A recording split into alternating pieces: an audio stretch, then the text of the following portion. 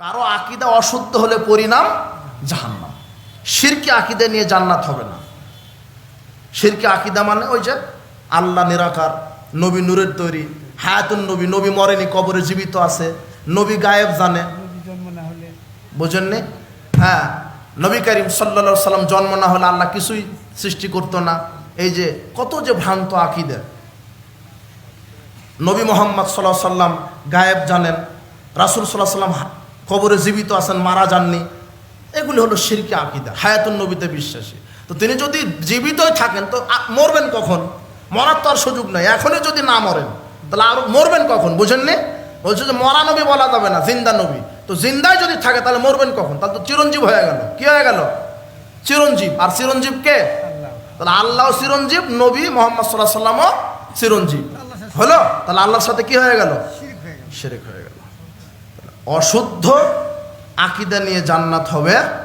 সালাতের ক্ষেত্রে পুরুষ ও মহিলা একই পদ্ধতিতে সালাত আদায় করতে পারবে, কিন্তু তৃতীয় লিঙ্গ ব্যক্তিরা কিভাবে সালাত আদায় করবে? তৃতীয় লিঙ্গ নাই, নারী পুরুষ নাই, প্রত্যেকের একই সালাতের বিধান। বোঝেননি কথা? ওটা একটা আল্লাহর পক্ষ থেকে রোগ, সবারই একই সালাতের বিধান। বিবাহের পূর্বে কি এটা বাগদত্ত, স্বামী স্ত্রী অবাধ মেলামেশা করা কি বৈধ হবে? বিবাহের বাগদত্তা আর কি, যেটা মানে মানে বিয়ের আগেই একটা এঙ্গেজমেন্ট করে, হারাম। হারাম এগুলো কি? এগুলো আপনারা বুঝেন না। আকীদা আমলের মাঝে সমন্বয় কিভাবে করা যায়?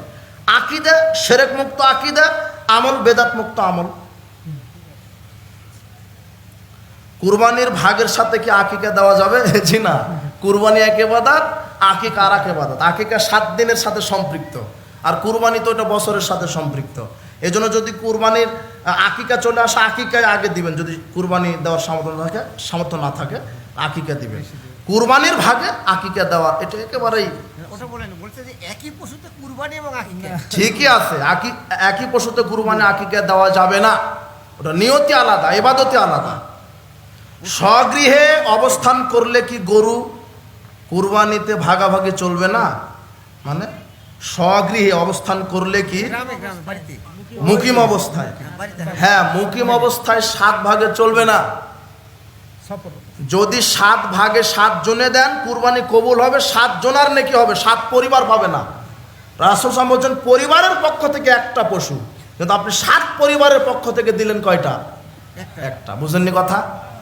সফরের হাদিস নিয়ে আসেন যে সাহাবীরা 7 জনে কুরবানি দিয়েছে 7 ভাগে, আমাদের দিনের সমস্যা কি? তো আপনি 7 জনে দেন, ভাগে দেন, ওটা 7 জনার নেকি হলো, কিন্তু 7 পরিবার পাবে না। 7 জনের নিয়ত তো 7 রকম হবে কেমনে? থামেন, আমি তো শেষ করিনি। 7 পরিবার থেকে একটা পশু হলো, কিন্তু দিতে হবে পরিবার থেকে একটা পশু, কিন্তু হলো 7 পরিবার থেকে একটা হলো। যদি সফরেরটা নিয়ে আসেন যে 7 জন সাহাবী মিলে দিয়েছেন একটা গরু, আমরাও 7 জনে দিব, তাহলে হলেও 7 জনার হলো। কিন্তু যেহেতু সাহাবী কথা উল্লেখ করেছেন, তো সাহাবীরা 7 জনে কুরবানি দিয়েছেন, 7 জনার মধ্যে কেউ বেনামাজি ছিল না? ছিল? 7 জনার মধ্যে কেউ সুদখোর ছিল না? ছিল? 7 জনার মধ্যে কেউ সিগারেটখোর, গাঁজাখোর, মদখোর ছিল না? ছিল? আর আপনার 7 জনার মধ্যে 6 জনই যে বেনামাজি, 7 জনার মধ্যে 9 জনই যে সুদখোর। বুঝেননি কথা? মানে এটা আমি বুঝাতে গিয়ে বললাম 7 জনের মধ্যে 9 জন কিভাবে সুদখোর হয়, এটা আমার গতি, মানে প্রায় হারামখোর, এটা বুঝেন। বুঝতে পারেননি কথা? সাহাবাদেরটা নিয়ে আসেন, হারামখোর 7 জনের মধ্যে 1 জন হারামখোর হলো। আল্লাহ কবুল করুন, সঠিকটা বোঝার তৌফিক দান করুন।